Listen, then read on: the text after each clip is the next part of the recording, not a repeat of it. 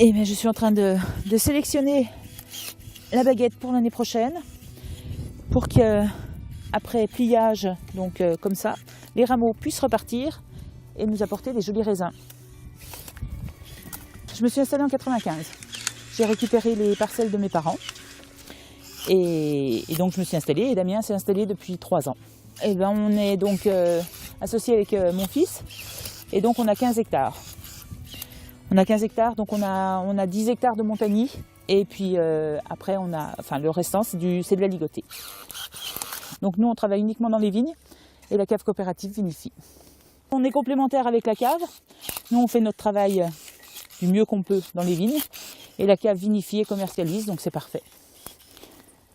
On reste au niveau de nos vignerons sur des structures familiales, donc des petites structures.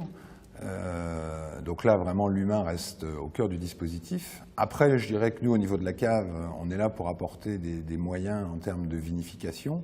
Alors, l'appellation Montagny, c'est un des joyaux de la côte chalonnaise. Hein. C'est un magnifique cirque, un cirque avec de très beaux terroirs, de belles expositions, sur lequel le chardonnay s'exprime particulièrement bien, pour faire, je dirais, des vins selon les coteaux avec une double caractéristique, à la fois minérale et agrume, hein, et l'heureux mariage du côté agrume avec la minéralité fait un vin frais qu'on peut associer avec beaucoup de mets et également apprécier, je dirais, à l'apéritif ou dans des moments de convivialité.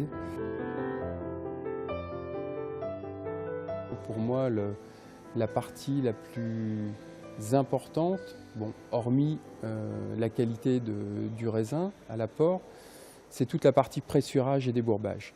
Où là, je dirais, c'est assez déterminant dans le profil aromatique et dans la densité du produit. Et cette partie-là, je dirais, elle reste la propriété du vinificateur. Voilà. Je veux dire, l'empreinte que l'homme peut avoir sur un vin, elle est fugace. Pourquoi? Parce que le terroir a toujours raison. Et il revient toujours en trame de fond. Et l'empreinte que vous pouvez avoir, elle dure sur les arômes primaires la plupart du temps. Mais derrière, vous avez toujours le retour du terroir qui est prioritaire et qui est majoritaire. Et qui l'emporte toujours. La partie trame de fond du Montagny est bien imprégnée, le terroir est très marqué. Je dirais sur un vin de 2-3 ans, on arrive très facilement à le reconnaître parmi d'autres.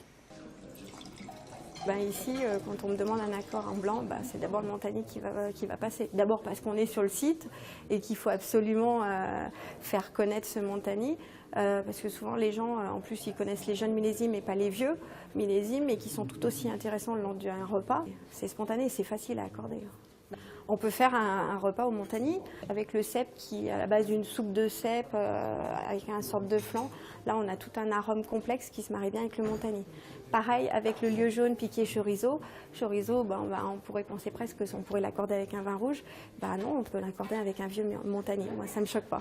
Je ne suis pas sommelière, je suis amoureuse de ce qui se passe ici depuis 12 ans et je cesse d'évoluer avec les vignerons que je rencontre, notamment bien sûr la cave, mais avec tous les gens que je rencontre autour. Donc je parle souvent des vins, mais avec mon cœur et pas avec des mots techniques. Je crois que vous savez, le vin, c'est avant tout du rêve, hein, c'est avant tout une expérience très personnelle pour les gens, et il est associé à plein de choses, à ce qu'on va déguster en termes d'aliments avec, mais également de l'expérience qu'on a eue, du moment qu'on a pu passer dans une région, des vieilles pierres qu'on a pu voir, de la randonnée qu'on a pu faire, de la convivialité, du contact humain qu'on a pu avoir avec les gens du territoire. C'est un peu tout ça. Et quand on sert une bouteille à ses amis en rentrant chez soi, c'est en fait l'ensemble de ses souvenirs et de ses sentiments qui vont, je dirais, faire parler le vin, en fait.